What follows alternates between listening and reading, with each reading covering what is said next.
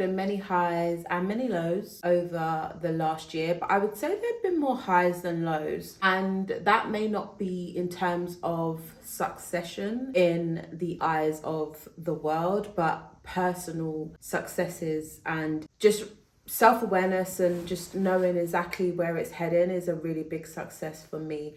But I really want to go through like my top 3 highs, top 3 lows, and encourage everyone that is in the process of building a magazine or building another business in the creative industry. It's a tough industry, but as I have been saying recently, as long as you have your why, you will continue to drive forward. So let's start off with the lows so we can finish with the highs.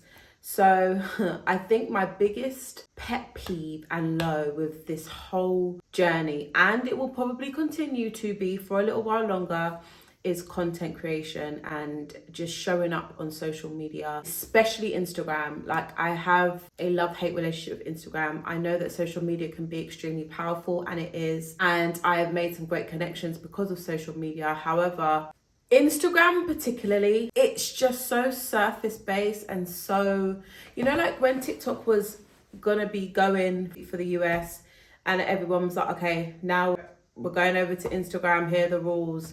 You can't just show up how you want, you have to, make sure you're living the best life, X, Y, and Z. I just find it very pretentious. But I also recognize how important it is. But in terms of content creation, for me, making content, creating content is so hard. And it's not necessarily hard to make the content that I need to make. It's just so time consuming. So I really do have so much respect for content creators and people that actually do this full time, because it's a lot, and to really edit and all of that. So it was a low because it just took up all my time, and it was something that I felt I could spend better time elsewhere, but I was spending it on social media. So that would have to be number 1, if I'm being honest. So number 2, I would say it's just that feeling of feeling overwhelmed, I think has kind of hit me a couple of times, but I'm so used to just powering through. I haven't really taken a moment just to chill. And so I guess my low, that second low, is more about just tiredness and not having support from anyone else really. And that's not because there's no one to support me. I think it's a mixture of where I am in my journey, how I am as a person, as well as just finding the right people to collaborate with and to work with and for them to come on this journey with me. But yeah, there's been really tough times of just I really wish I had someone else just to bounce ideas off, or just to offload this part of what I'm doing for a moment so I can step back. But I think when you're building something and you're building it alone to begin with, there's always going to be hardships, and you don't actually get a minute because there's always something to do. So I guess that is what it is. There's always something to do. And when building a magazine, I didn't realize, I don't know why, I should have, but I didn't realize that I would never stop, because once one issue's done, you're working on the next one. You've probably been working on it before the first issue was completed. So yeah, just never.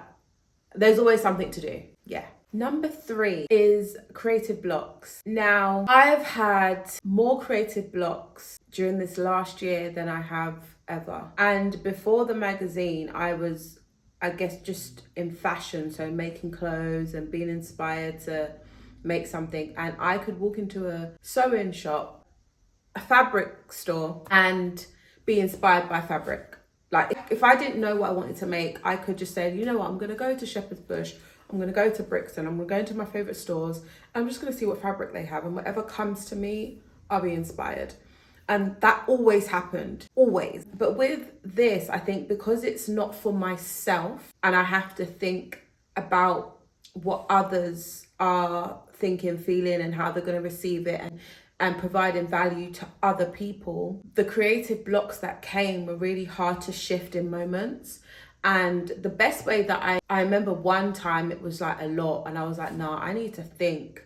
Something has to give. And I remember just taking a walk in the common and just walking, and it did help to kind of just take my mind, remove myself from my normal space, and just to think. And that did help. But I've had a lot more creative blocks, and I don't like it because I'm a creative person, and because my mind has been so tunnel vision on Dinkum Diaries, my creativity was only going into that. So I didn't have any other creative outlets that I was focusing on. So I wasn't sewing, so I couldn't just take a minute and be like, let me just sew and like, see what happens. It was just that. And when you've got an issue to put out or things need to change on the website, and you're trying to stick to a schedule, it's like this can't happen. Whereas when I was making clothes for myself, I didn't really have a schedule. Like, I was making it for myself, it didn't really matter, and I could chop and change it how I felt, but it wasn't about me. And I think that was probably quite tough.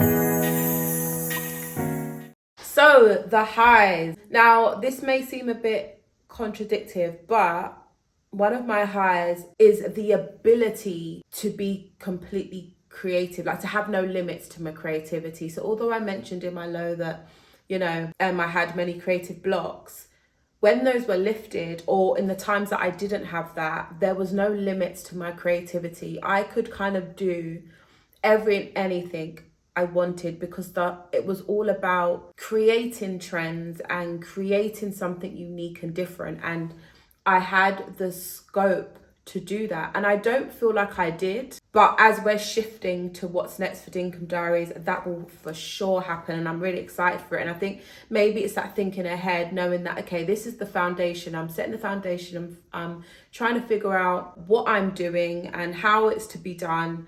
But like the thoughts, the ideas, they're endless and there's no limits. I'm gonna do it. So I think just having that freedom of creativity to do whatever I want was probably one of the best highs of the last year, and really excited by the potential of what's to come because of that. Second high, I would say learning. I have learned so much in this last year about topics that I probably didn't even care, not even care, but didn't even think of. Like, it wouldn't be in my...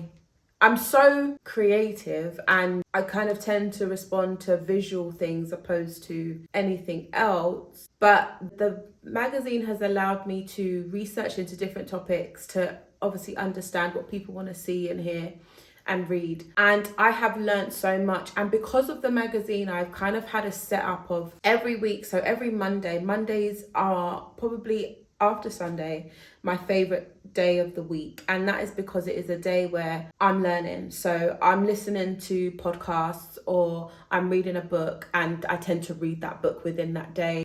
I've read so many books, I've listened to so many podcasts, Stephen Bartlett's podcast. I know a lot of people, not a lot of people, but I know there's some people that are skeptical about it, but I have learned so much from his podcast, and then done my own research, understanding what society is looking at and focusing on, and then doing my own research. I have learned so much and have broadened my horizons and become actually more intelligent in this last year. Without sounding conceited, I have definitely become more intelligent by reading more, writing more, and researching and finding out things for myself, testing and trialing things. So I'm really excited to learn even more, of course. Number 3 would have to be, well, it's not number 3, but it's probably the top high of the last year has been meeting new people. Personally, a reserved person, quite quiet. I mean, that's not... I'm one of those, what are they called? Extroverted, introverted, I don't know. The mix of the two. Naturally, just looking at me, you'd probably call me an introvert, and I would say I am, but when you get to know me, I'm really not. And I am not a person that has ever put myself out there, because I'm very comfortable with just being in my little bubble. And I'm still very comfortable in my little bubble. However, this last year has allowed me to meet people that I wouldn't have met, and I'm so glad I've met them. I've met the most amazing women. I've learnt their stories. It's just amazing to know that there's so much talent on your doorstep, and there's so many ways that you can collaborate with people and really bring visions to life. And if I hadn't been in this, I wouldn't have met these women and different people. So I think that has been like the number one highlight, and I know I'm going to meet so many amazing more women and people, not just women, but other people as well. And yeah, it's been a true blessing and just a joyous year of like wellness And I say wellness because I think all the things that I mentioned, the creativity with no limits, the learning and the meeting new people, I think it's really good for your health and your wellness to experience these positive things. Even when there are lows, you're still experiencing these positive things that kind of radiates through you. And it's been a fantastic year all around. And I'm also extremely proud of myself because I set out to do something and I did it. I didn't define it enough, if I'm honest, but I did what I said I was going to do. And this is the first time that I've set out to do something and completed it and done it. And obviously we're not finished. We're moving over to the next phase. But I was consistent and disciplined, and I'm really proud of that. And I think that has to be a high. The self progression in all of this has been a highlight of my year, and I'm very thankful for every single person that has supported, that has like given me words of encouragement. The little things really do go a long way, and I notice them and I remember them. And this goes back to years upon years when people have kind of poured into me and just said something encouraging or something that has like lifted my spirits, and they don't realize that I still remember those things and I will hold on to them and give you your flowers even more so when I've reached that pinnacle point. But that has been the highs and the lows of the last year, and I hope that the next year will be filled with the most magnificent highs, and any lows I will learn from, grow from, and will build character. And I'm really excited, and yeah, that's about it. Thank you for listening. Please subscribe to my channel. I am making sure to show up as much as possible. This year will be another year where I can say I have been disciplined, I have been consistent, and I haven't done that in every aspect, but I did do it for Dinkum Diaries, and now it's time to do it in all areas. But yeah, thank you. In all areas, but yeah, thank you.